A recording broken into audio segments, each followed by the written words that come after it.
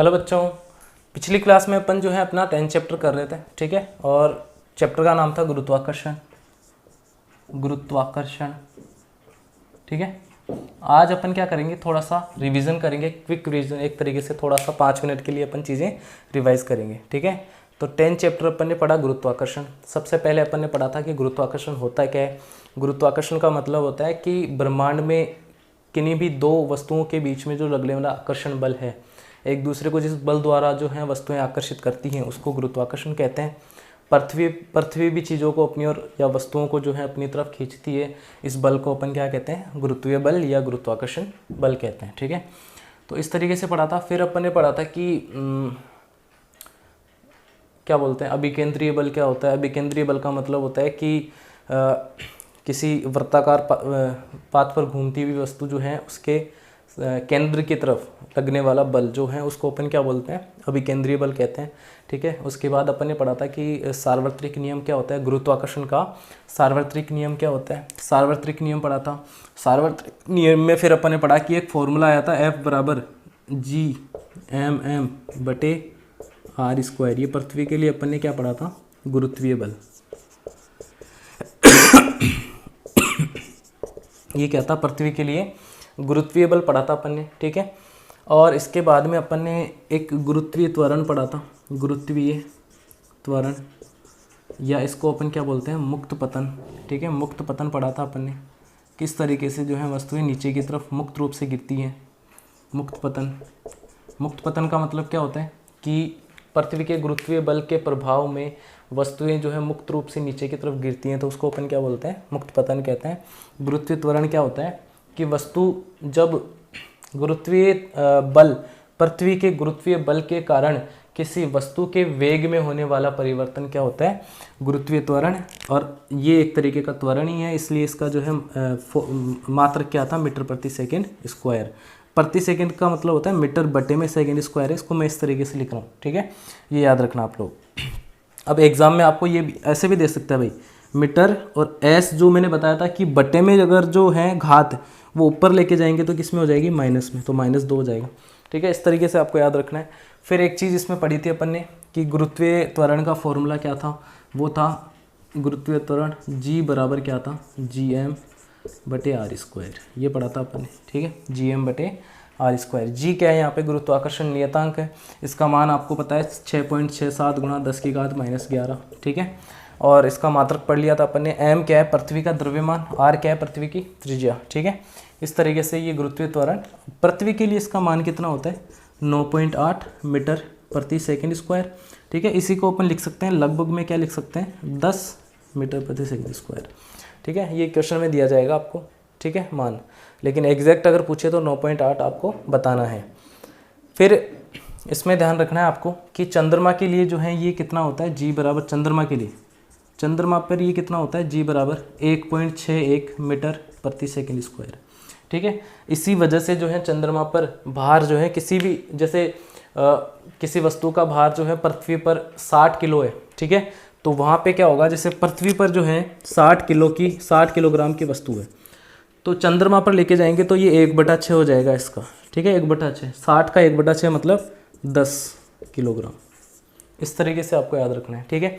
ये चीज़ें अपन ने पढ़ी थी। फिर इसमें अपन ने जो है समीकरण पढ़े। समीकरण किस तरीके से जो है जब वस्तु को ऊपर की तरफ फेंका जाता है, वस्तु को नीचे की तरफ गिराया जाता है, तो किस तरीके से जो है गति के समीकरण बदलती हैं, वो अपन ने सारा पढ़ लिया था, ठीक है। और आज जो है अपन एक टॉपिक रह रहा है इसमें, ठीक है। 2-3 टॉपिक हो रहा है, तो अगली क्लास तक ये जो है चैप्टर हो जाएगा पूरा। तो देखो इसमें एक तो रह गया भार व द्रव्यमान। भार व द्रव्यमान,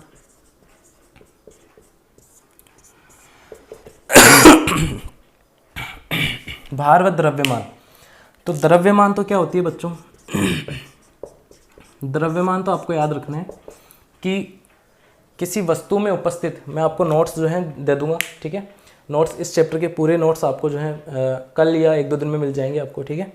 तो इस वस्तु का द्रव्यमान क्या हो जाएगा या सॉरी, द्रव्यमान क्या होता है, द्रव्यमान का मतलब होता है कि किसी वस्तु में उपस्थित पदार्थ की मात्रा को अपन क्या कहते हैं, द्रव्यमान कहते हैं। ठीक है बच्चों, इतनी सी परिभाषा आपको याद रखनी है कि किसी वस्तु में उपस्थित पदार्थ की मात्रा को अपन क्या कहते हैं, द्रव्यमान।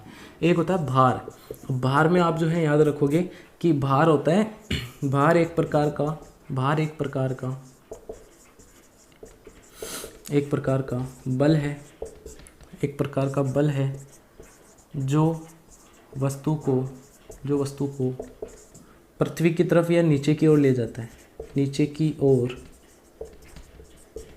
ओर या पृथ्वी की ओर ले जाता है, पृथ्वी की ओर ले जाता है, पृथ्वी की ओर ले जाता है। तो ये क्या होता है, भार होता है। ठीक है, जैसे F बराबर mg आपने पढ़ा था ना, F बराबर mg, ये बल ही होता है।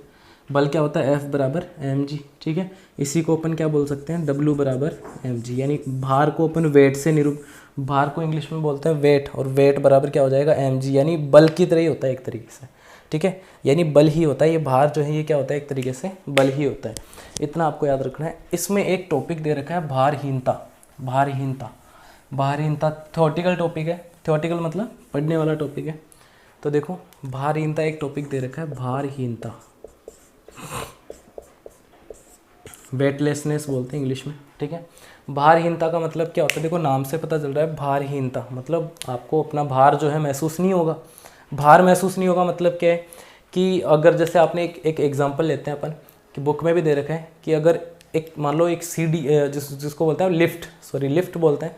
ठीक है, सिनेमा हॉल वगैरह में होती है लिफ्ट, तो उस लिफ्ट में अगर देखें अगर अपन उसमें खड़े हैं, ठीक है, और लिफ्ट एकदम से जो है या फिर जो है लिफ्ट जो है एकदम से टूट जाती है, तो अपना भार जो है वहाँ पे अपने को क्या महसूस होने लग जाता है, जीरो, या फिर भार अपने को अपना महसूस नहीं होता है, अपन मुक्त रूप से नीचे की तरफ गिरते हैं, उसी को अपन क्या बोलते हैं, भारहीनता बोलते हैं। ठीक है, तो इस तरीके से आपको याद रखना है कि वहाँ पे वेट जो है अपना क्या हो जाएगा, जीरो, यानी भार अपने को जो है महसूस नहीं होगा, उसको भारहीनता बोलते हैं।